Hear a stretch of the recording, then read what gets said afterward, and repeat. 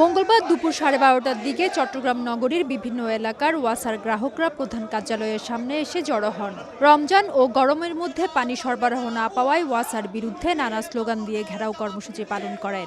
এই সময় উঠে আসে ওয়াসার নানা দুর্নীতি ও অনিয়ম। গ্রাহকরা অভিযোগ করেন কোনো এলাকায় সপ্তাহখানেক, আবার কোনো এলাকায় 2 সপ্তাহের উপরে পানি নেই, ফলে চরম ভোগান্তিতে নগরবাসী। যিনি দায়িত্ব রয়েছেন উনি কি করছেন? চট্টগ্রামের মানুষ পানি পাচ্ছে না, হাহাকার চলছে। গোসল করা, অজু বানায়, মসজিদে যাওয়া আমাদের একটা বিরাট সংকট না। এখন গত 2 দিন আগে আমাদের পাড়ার একজন মুরব্বী মারা গেল। আমরা এই পরিমাণ পানি নেই যে আমাদের ওখানে পানি মুখদারকে লাশে গোসল করাবে। আমরা পানি পাই না, কিন্তু ওয়াসার কর্তৃপক্ষ গাড়ি পুরাই বিভিন্ন রেস্টুরেন্টে পানি বিক্রি করতেছে। পরে একটি প্রতিনিধি দল ব্যবস্থাপনা পরিচালকের কাছে গিয়ে স্মারকলিপি দেন।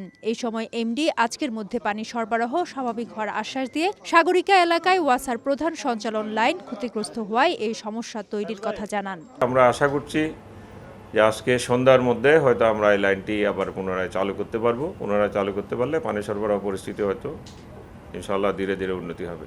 এর আগে গত 17 ফেব্রুয়ারি সিডিএর খাল খনন প্রকল্পের কাজ চলাকালে অক্সিজেন কুয়াই সংযোগ সড়কে চট্টগ্রাম ওয়াসার আরেকটি প্রধান সঞ্চালন লাইন ক্ষতিগ্রস্ত হয়েছিল।